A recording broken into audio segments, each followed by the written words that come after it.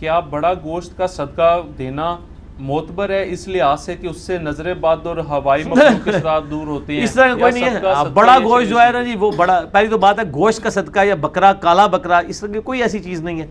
صدقہ تو آپ پیسے کی شکل میں بھی دے سکتے ہیں، مال کی شکل میں بھی، اور سبحان اللہ بھی صدقہ ہے. اپنی بیوی کے منہ میں لقمہ ڈالنا بخاری مسلم میں آتا ہے، یہ بھی صدقہ ہے.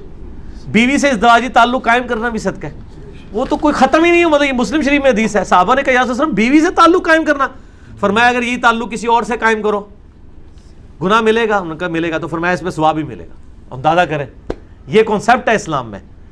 تو یہ جو صدقہ بڑے گوشت کے بارے میں یہ یاد رکھیں کہ آج کل انڈیا کے اندر ایک وبا چلی ہوئی ہے، چونکہ وہ ہندوؤں کے ساتھ رہتے ہیں تو وہ کچھ علماء ہندوؤں کو خوش کرنے کے لیے انہوں نے جعلی روایتیں نکال لی ہیں، وہ حاکم سے اور باقی کتابوں سے، طبرانی سے، کہ جی بڑا گوشت بیماری ہے تاکہ ہندو خوش ہو جائیں.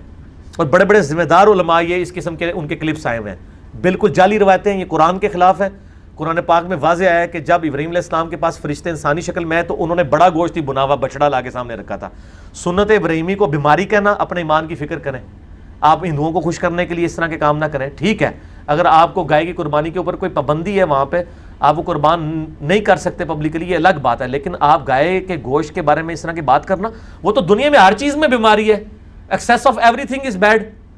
دنیا میں کون سی چیز ہے جو آپ ایکسیس استعمال کریں اور اس کا فائدہ ہو جائے؟ چھوٹا گوشت نبی علیہ السلام کی سنت ہے، لیکن ایک بندہ روزانہ ہی گوشت کھاتا ہے تو اس کا تو یورک ایسڈ بڑھے گا. اب وہ کہ گوشت بیماری ہو گیا، تو یہ بات اس طرح نہیں ہے. اور جی اونٹ کے اس میں جی گائے کے دودھ میں شفا ہے، لیکن اس کی بیماری گوشت جو ہے، اگر پھر نبی علیہ السلام جو ہے گائے کی قربانیاں کرتے رہے اور گوشت استعمال کرتے ہیں تو اس کا مطلب ہے نعوذ باللہ امت کو بیماری دے کے کیا، نعوذ باللہ. تو یہ بالکل جعلی روایتیں گھڑی گئی ہیں، اور مجھے لگتا ہے کہ وہ ہندوؤں کے بھائیوں نے ہی گھڑی ہیں.